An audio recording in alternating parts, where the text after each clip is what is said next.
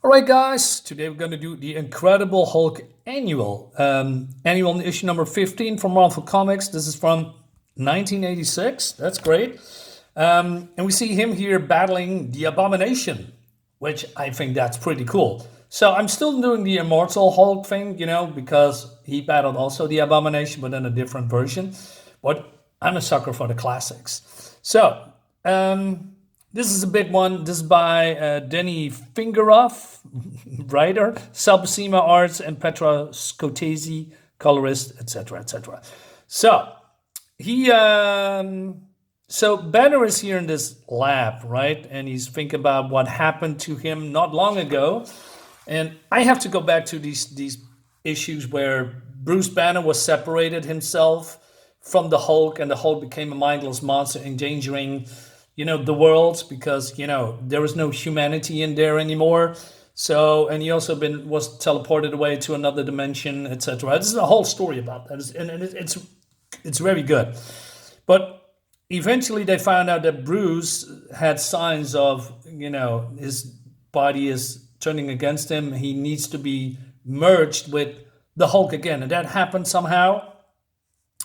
But Bruce here is not happy with that. So he wants to find out if he can replicate that particular process again without endangering himself.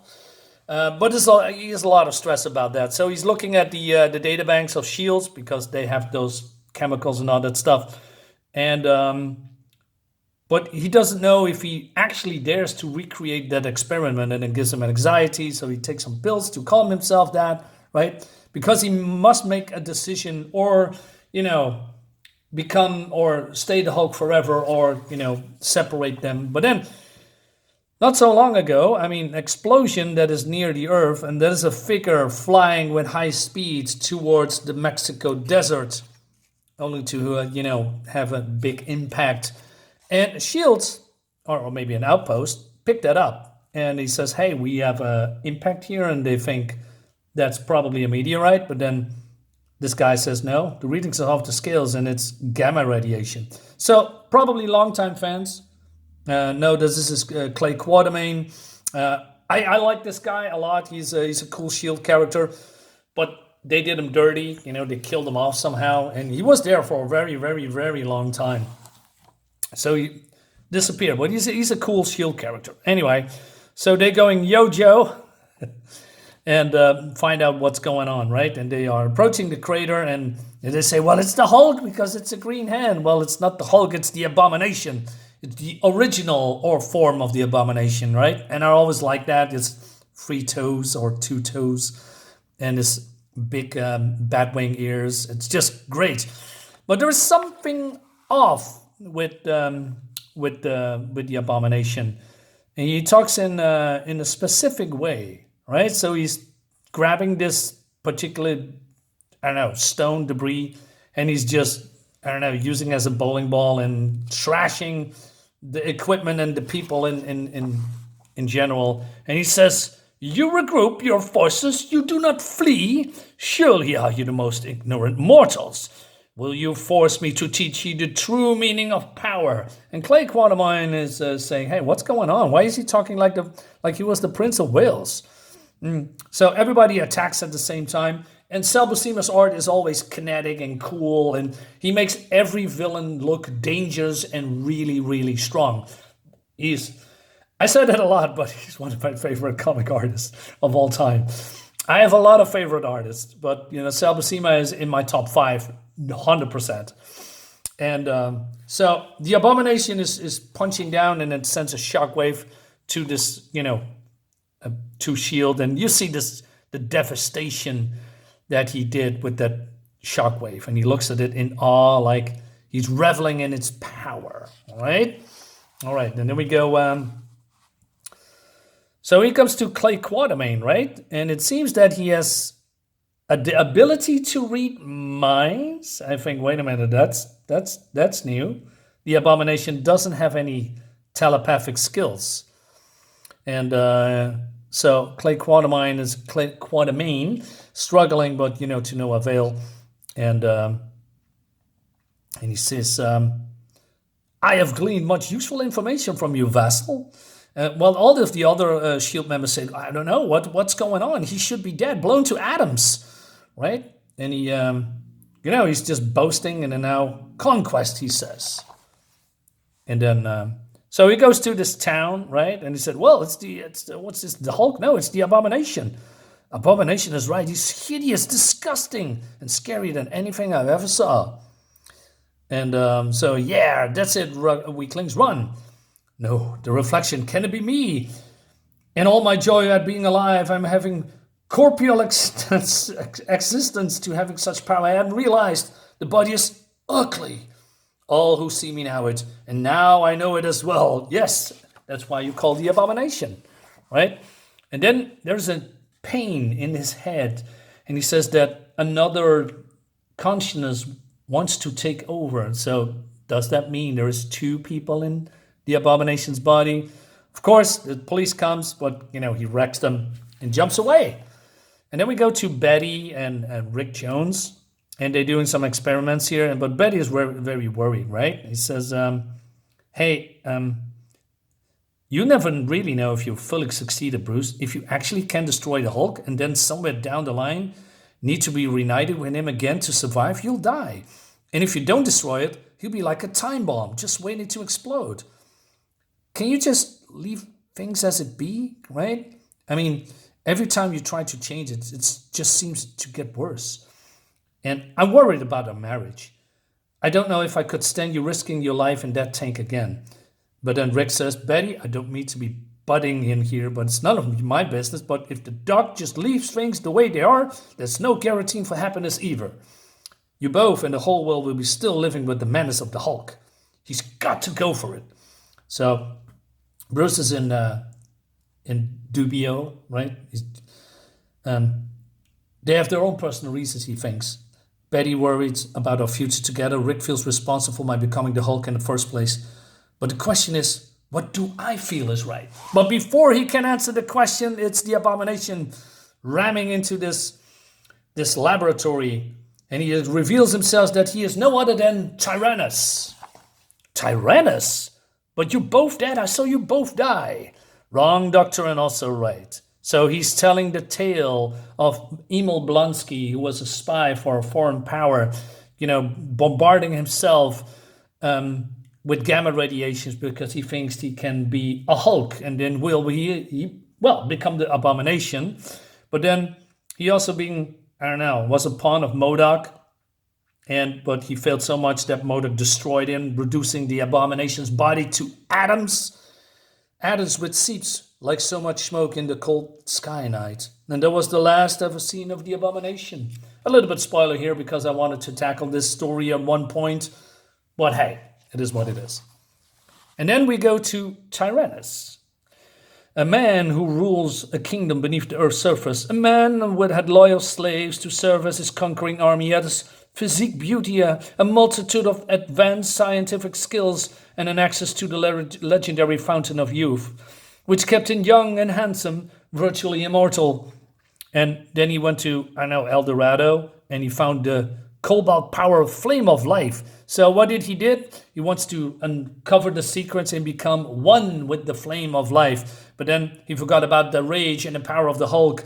And then when Banner or the Hulk destroyed this fountain, this flame of life contraption, the flame that was Tyrannus was hurled uncontrollably towards the sky, only to fade away. But not really, because his consciousness is still there.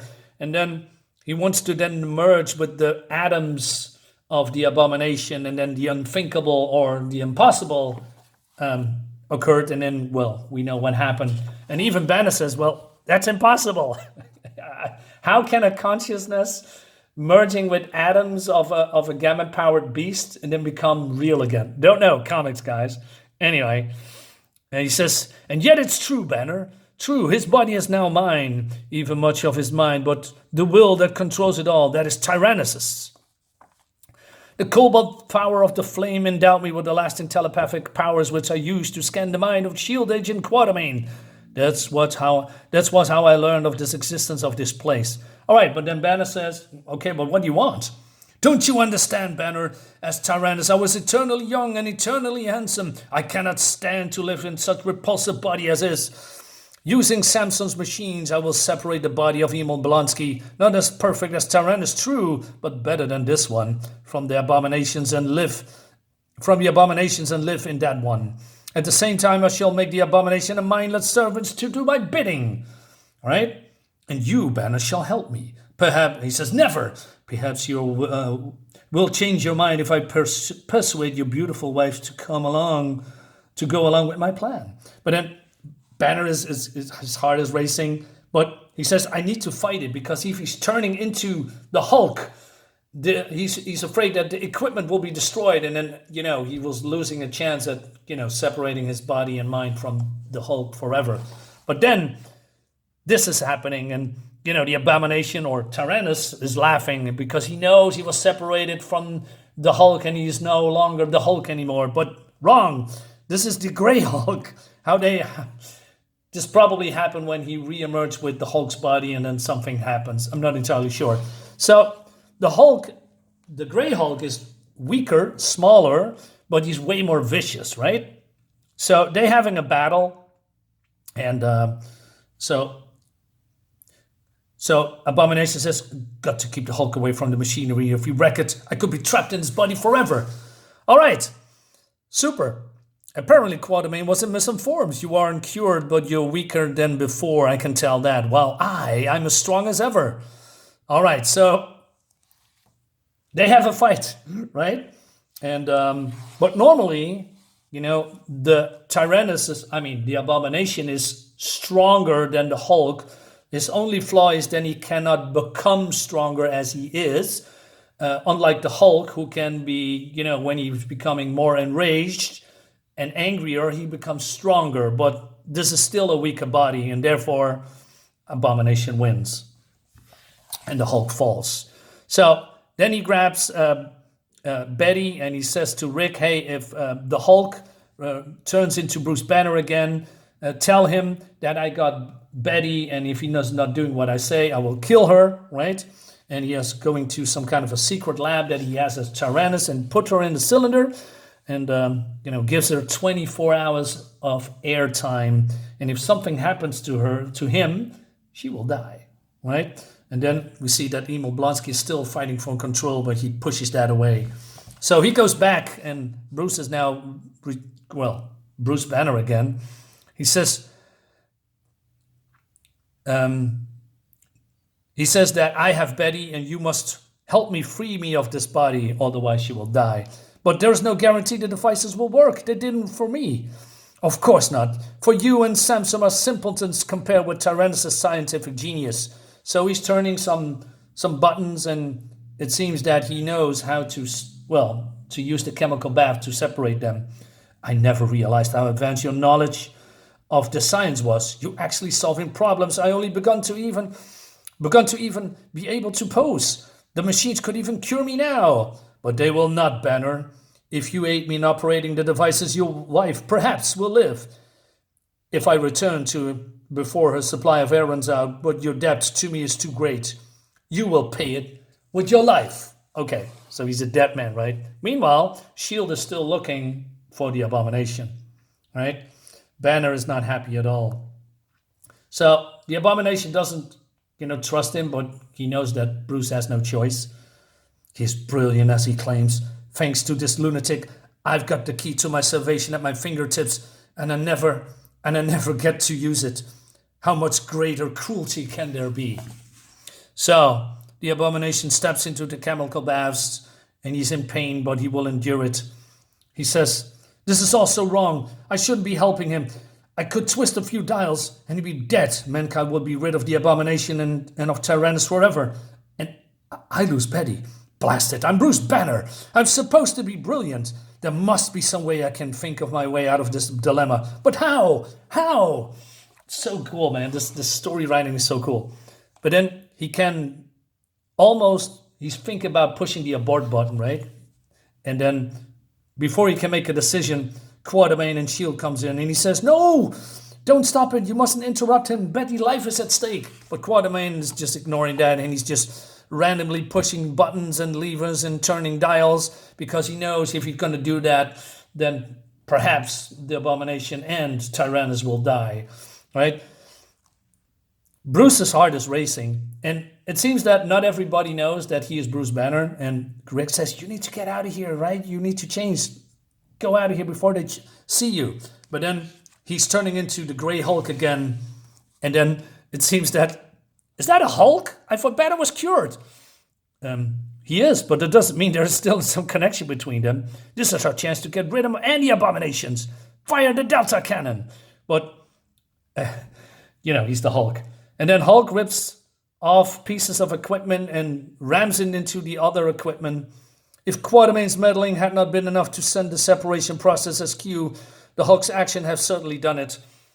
If so doing, has the Hulk truly made the decisions Banner could not, or has his rage just blindly erupted at this moment? It is unlikely that even the Hulk knows or cares. So Quatermain says, hey, retreat, we have done our job, and we need to, call the Avengers of the Fantastic Four. And but then a green hand emerges from the bath, and it's the Abomination with none other than Emil Blonsky. So the separation process was a success, but also not. Consider your wife dead, Banner, and prepare to meet her in the afterlife. I'm still Tyrannus, trapped in this grotesque form, and you and those toy soldiers are to blame. I ain't Banner, buddy. Stop calling me that. It matters not who you are. You wrecked and crossed many delicate circles, too many for me to repair before they return with other superpowered beings to battle me. But that still leaves me time to kill you once and for all. So the Hulk jumps at it, and because he says, I'm going to beat the location of Betty Prison out of you, and then I'm going to break your neck. And yeah, a new battle ensues between the Grey Hulk and Tyrannus, or the Abomination, right? And even though he is groggy, Tyrannus, he's still weak from the bath, his powers returns to him very quickly. So even Rick is just running away. No matter how many times I see the whole battle, I never get used to it. Enough, Banner. Now you die, says Tyrannus. Oops. And then Tyrannus make a fatal mistake. As your wife shall soon die. Almost 24 hours ago, the Hulk and the Abomination fought, and no matter how much his rage multiplied his strength, the Hulk could not beat his foe.